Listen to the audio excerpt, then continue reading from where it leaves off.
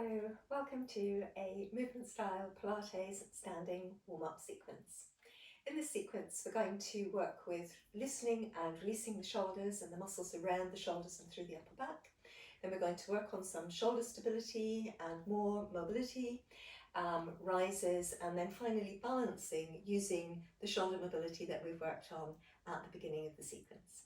Let's start by aligning our bodies. So we're going to bring our feet in line with our hip joints, so that's 2 foot distance, heels in line with the sitting bones, so not as wide apart as the pelvis itself, but just in line with the sitting bones.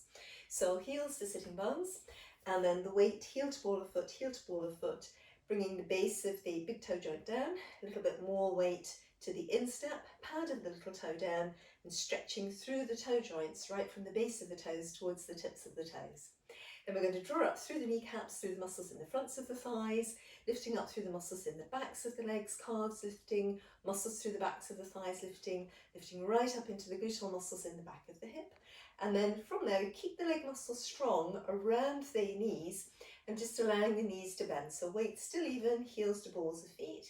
And then from there, we're going to let the base of the spine flow forwards and also flow backwards, so that we can gradually begin to bring the tailbone right into the aligned position. So we can always imagine a mini spotlight on the tailbone shining straight through to between the heels, crests of the hip bones directed straight ahead of us like headlamps on our path, and then away from the tailbone, the crown of the head lifting and lengthening, and in between the spine opening and releasing vertebra by vertebra away from the base of the spine. So what people often do is just try to lift the ribs and the head and the shoulders away from the tailbone, but let's see if we can dive deep into our bodies and see if it's possible to open the spine away from the tailbone, vertebra by vertebra, lifting into the back of the waist, and then through the spine at the front and the back of the waist, and then the front of the spine behind the breastbone, and then eventually the crown. Now once we've got that tailbone to crown alignment and lift, in theory we've got back of hips, back of shoulders, back of head level as well. And we're going to secure the spine in this position with our broad and wide scoop and hollow in the lower abdomen, so the muscles in the outside of the lower abdomen hollow back as deeply as we can get them to pull back, and then also to help us support the organs within the pelvis and the abdomen. We can imagine that contraction lifting towards the crests of the hip bones like a smile. So pubic bone to crest of hip bones with a smile. And then as we read, we can imagine a really wide elasticated belt between the ribs and the pelvis, back of the waist, sides of the waist, front. And this belt acts like a really strong corset, gathering the muscles in across the back of the waist towards the spine, gathering the muscles in at the sides of the waist and across at the front. And we're aiming to dive as deep as we can, as strong as we can. And even though the muscles are working really deeply and strongly, we're going to imagine that we could draw our waist away from this imaginary elasticated belt, so the fingers will run from the back around to the sides to the front. So we're really getting this three-dimensional strength, back, front, two sides, and in between, all the space in between. So then we're going to draw up through the gluteal muscles, the muscles in the back of the hips, draw up through the kneecaps, muscles in the fronts of the thighs, and also draw up through the muscles in the back of the leg, heel to sitting bone, really get that lift. So the knees will have extended now. And then from here, we're going to think about mobilizing a little bit in the shoulders and the upper back. So to do that, let's keep the spine in line, so as the arms come up, avoiding the spine buckling, going this way like that. And then we're going to see whether it's possible to circle the arms at the shoulder joints. So rather than rotating the arms from the elbows, we're going to try and gather the shoulder blades in towards one another, draw them down the back, send them wide, and let them rise up behind us. Then drawing the shoulder blades in towards one another, drawing them down, let them go wide, and then up. And once the shoulder blades get going, there'll be an inclination on the part of the upper arm to follow the shoulder blade, to which it is actually very, very, very well attached. So we feel at the same time as the shoulder joint is moving that the shoulder blades, if we can see them, are floating around in the back of the rib cage. And then we could always draw the shoulder blades together, draw them upwards, send them wide and down again. So they come together, they go wide, they draw down like that. And then once all of that starts to happen, then also the arms start to move. So it's harder work than it looks as though it might be. And then as you're gradually ready, we're just going to allow that to let go and relax and release. So already in theory, we can feel a little bit more mobility coming in there between the shoulders, the shoulder blades and the rib cage, across the upper back and into the shoulder joints themselves. So let's think about, as we breathe in, shrugging the shoulders up, as we breathe out, letting the shoulders gently shrug downwards again. So it's a gliding action, especially in the back of the rib cage. We should be able to feel that the shoulder blade shrugs up, and as we shrug back down, the shoulder blade glides downwards with the arm. And as the shoulder blade comes to its end position, so it's not a big range of movement, short, small range of movement, but as the shoulder blade comes to the end position, there should be a little bit of connection, a sense of connection between the back of the upper arm, just about here, and the back of the rib cage. We're going to see if we can hold on to that connection and begin to move our arm from that connection beneath the shoulder joint. So it's the lateral raise arm. Each time you can shrug down to get used to it, to feel that little connection. And then holding on to the connection, it's really the main movement that we're aiming for here. The arm lifts up. So let's say we'll do 4 on this side. It's an exhalation to lift up and an inhalation to return. Exhalation to flow up and an inhalation to return. Then it's the other side. You can just practice the shrug to again get that connection. And then holding on to the connection, let the movement begin here. Let the power and the energy be in the back of the shoulder, across the upper back. Arm lifts, we breathe in to come back down. And there's a sense of opening across the collarbones, over the front of the shoulder joint, into the inside of the arm, and returning. So that, let's say someone were to lean on this part of the arm, you would be feeling that you were supporting and structuring your position from back here. So now let's give this another go to each side. And with this side, with this set of repetitions, just going to show it from behind. And then trying to remember to keep my neck in alignment. Show it from behind as well. So ears stay in line with the shoulder joints. And you may be able to see that my shoulder blade is staying really bedded in the same position as the arm lifts, rather than just releasing in that way, which is quite a usual way to lift. But we're trying to stabilise the arm back at the shoulder, and we're trying to stabilise the strength through the upper back as well. That's it. So still spine nice and tall, tailbone to crown, belt staying fastened, and the smile in place. Now gradually we're going to think about the arm coming up to here and then letting it come on higher. Now that second part is quite challenging, and really a lot of people, unless thinking about it very closely, will allow the shoulder blade to ride up, so that the position becomes very much like this, closed across the collarbones and the shoulder all shrugged up towards the ear. But we're aiming to come up like this and then still hold the shoulder blade in position as the arm comes a bit higher. And usually that involves this arm also coming a little bit forward. And then we can come back down. So I'm sure we've done 4 on that first side. Just rethink our alignment. Tailbone dives down, the smile, the belt fastened, arm comes through with that initial connection, and then on up. And releasing. So it's still our exhalation to flow through, inhalation coming back down. So as usual, I've more or less lost count. Let's do one more after this one. So it's extending, flowing up, and then coming back down.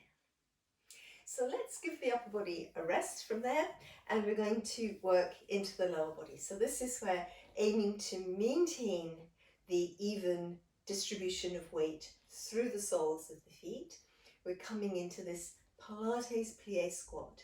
So we're calling it a plie because we're aiming to keep the spine really aligned. So there will be a tendency when the knees bend for the pelvis to tip forward. But however, we may not need to do that if we're really working with the smile to keep the weight of the pelvis hovered away from the thigh bones. And also, we're trying to use the strength in the muscles in the backs of the thighs to draw us down, as if we were absorbing landing from a jump. As we lift back up, let's lift through with the smile working, belt fastened, the ribs tapering in, the gluteal muscles pulling up, front of thighs lifting, and from the heels to the sitting bones, all through the back of the leg connecting. So let's breathe in to move into that plie squat. Back of hips, back of shoulders, back of head stay level. We squeeze back up, legs thread their strength into the hip joints, gluteal muscles are working, and our core is also working. So each part of the body works to actively support itself. In the downward movement, the core strength is still working to keep the spine actively lengthening, and coming out, the smile, the belt, back sides in front, and the ribs, shoulders also working to support the trunk back out. So it's not just the legs pushing and the upper body not really doing anything. So it's like that. So then on one of these, as we come up, broad and wide, scoop and hollow, the belt fastening, ribs tapering in, gluteal muscles working, legs thread their strength up into the pelvis. Let's see whether we can use all of that strength again to come up into a rise.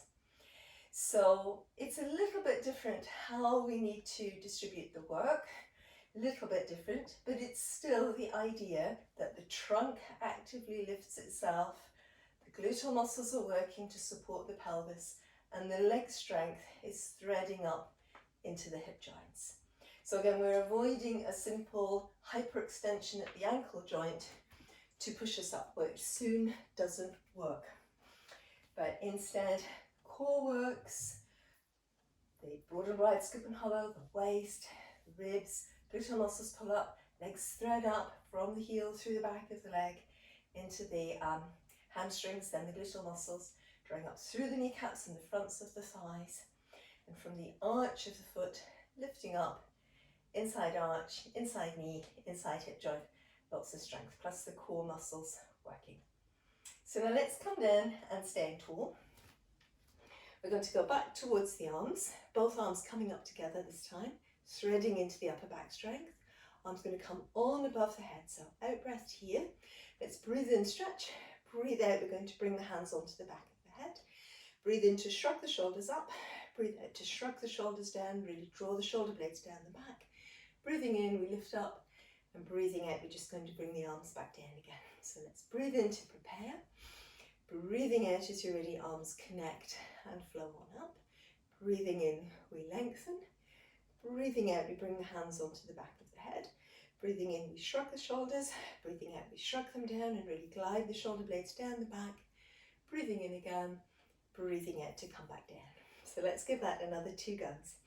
Breathing out as you're ready. Breathing in to release and lengthen. Breathing out, hands come onto the back of the head. Breathing in to shrug. Breathing out to shrug back down.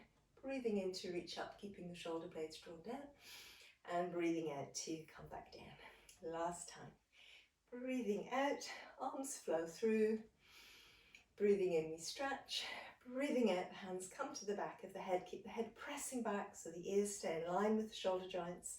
Shrugging, shrugging down, inhalation and exhalation to release.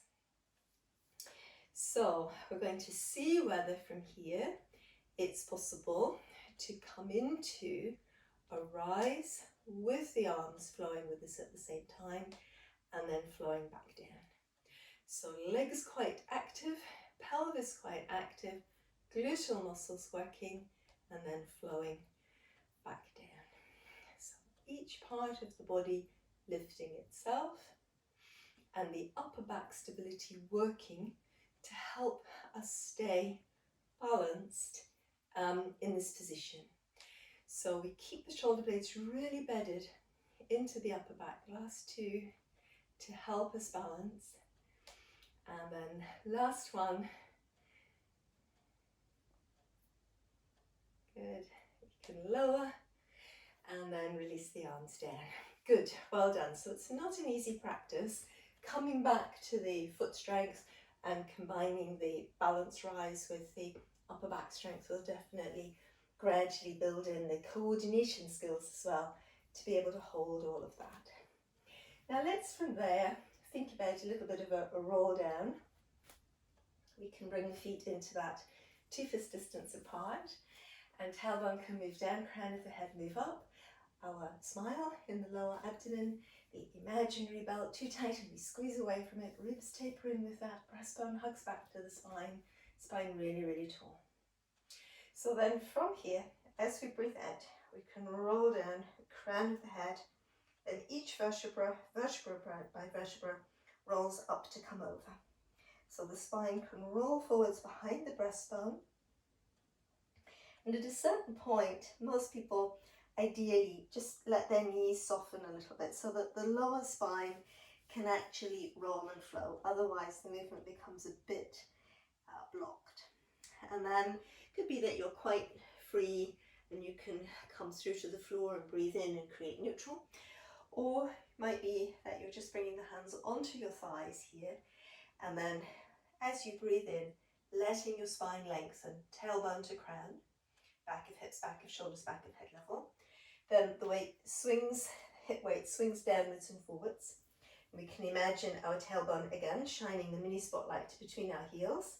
The back of the smile can work, the back of the waist can work, the gluteal muscles pull up, the shoulder blades then slot into place in the upper back, and we're really tall. So doing this sometimes better with a little bit of hair not in the way. And so again, we're going to center and align, core strength working. Crown of the head, then vertebra by vertebra flows forwards. Spine flows up and over behind the breastbone. We're aiming to lead with the spine. So although the arms are ahead of the crown of the head, but we still try to lead with the spine, so we can let our shoulder blades draw down the back. Breathing out to roll down, and then wherever it feels comfortable, taking some support for the legs, or from the legs, or from the floor. We're going to breathe in neutral spine, engaging the core muscles again. Shoulder blades move down the back. Tailbone tucks under, the smile, back of the waist working, gluteal muscles pull up so that the spine is free to lengthen. Upper back strength connects, shoulder blades draw down, leg strength threads up, feeling the leg strength centered around the thigh bones. And then again, we might find we're sufficiently centered here to be able to add in a rise. We can test it. And then once again, core all still working.